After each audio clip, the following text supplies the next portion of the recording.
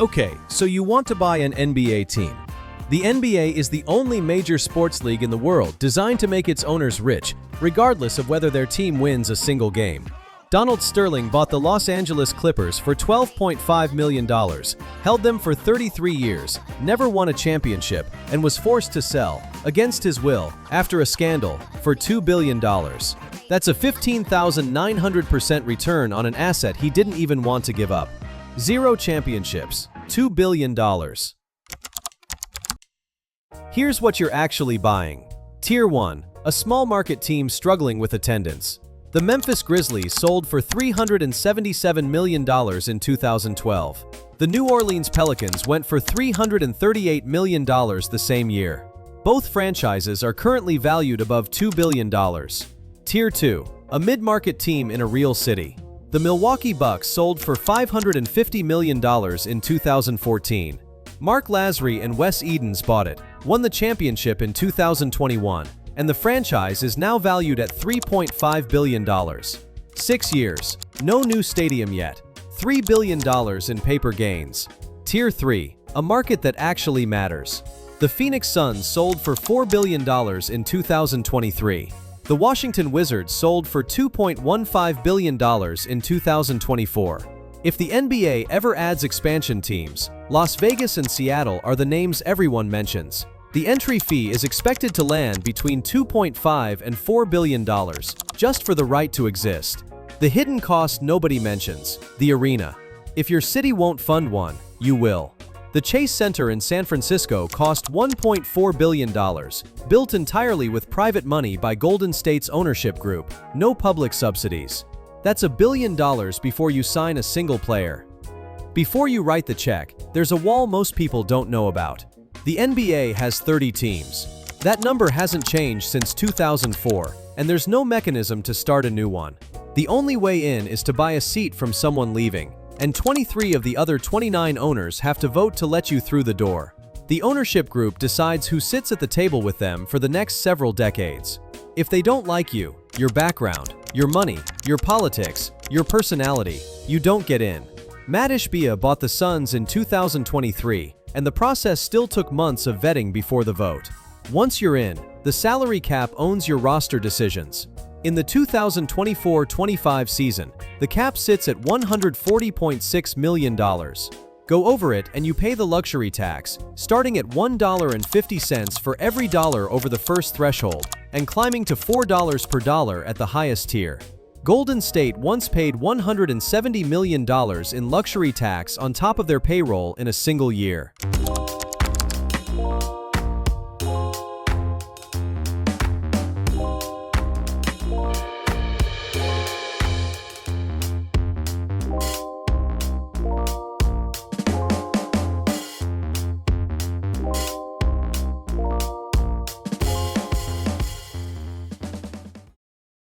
The money comes from 4 places: national media rights, gate receipts, local sponsorships, and arena revenue.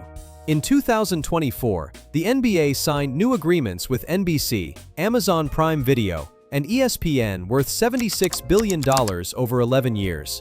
Split across 30 teams, that's roughly $230 million per franchise per year before a single ticket gets sold or a single sponsor signs a check. $230 million a year just for existing. Gate receipts add another layer. The average NBA ticket in 2024 sold for $123. The Knicks averaged over $500 per seat, and if you multiply that by 41 home games and 20,000 seats, a team like New York is pushing $400 million in gate revenue alone. Then there's the arena on top of that: naming rights, parking, concessions, concerts, UFC events, playoff surcharges. The Chase Center hosts over 200 events a year, most of which have nothing to do with basketball. And underneath all of it, franchise appreciation. Since 2014, NBA team values have increased an average of 15% per year. No other asset class in professional sports comes close.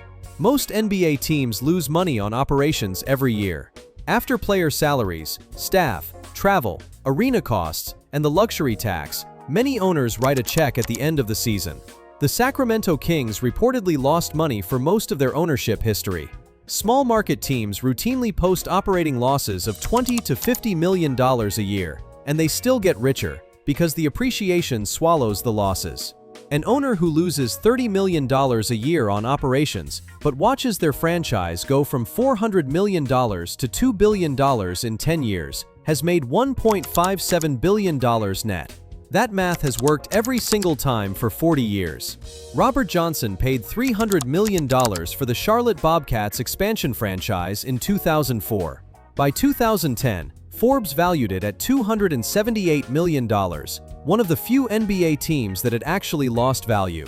The team went 7-59 in the 2011-12 lockout-shortened season, the worst winning percentage in NBA history. Johnson sold a majority stake to Michael Jordan for a reported $275 million, roughly what he paid 6 years earlier, before inflation. Joe Lacob and Peter Guber bought the Golden State Warriors in 2010 for $450 million, at the time a record price for an NBA franchise. Critics called it overpaying. The Warriors won 4 championships, built the Chase Center with private money, and are now valued at $7.7 billion. That's a 17x return in 15 years on an asset that also happens to be the most profitable arena operation in the league. And then there's Sterling again. Paid $12.5 million in 1981. Forced out in 2014 for $2 billion. Refused to invest in the team for 3 decades, finished in the lottery more often than the playoffs, and made $1.99 billion in pure appreciation. Not from winning, not from building, not from managing. Just from holding. Optimistic. You buy a mid-market team for $1.5 billion today. The new media deal kicks in fully by 2026, delivering $230 million a year in national rights money alone. You win enough to stay relevant, avoid the luxury tax most years, and in 10 years the franchise is worth $4 billion. You've made $2.5 billion on a $1.5 billion investment while collecting $250 million a year in media revenue the whole time. Payback period is roughly 6 years. After that, it's pure compounding. Realistic. You buy into a small market. Your arena is aging. Your star player wants out after his rookie contract. You miss the playoffs 4 years in a row. Attendance drops 15%. 2 of your 3 local sponsorship deals die. The luxury tax punishes you for building, tanking punishes you with empty seats, and you're losing $40 million a year operationally in a franchise that's still appreciating, just slowly. You're not losing money in the long run, but you're not sleeping well either. The NBA runs as a closed loop of 30 seats with no new ones, no competition from below. Every team shares the same national media deal, the same global merchandise revenue, the same collective bargaining framework, whether you win or lose. Sterling didn't build anything. He didn't draft a superstar or open new revenue streams. He bought a seat at the table in 1981 and held it for 33 years. The seat went from $12.5 million to $2 billion.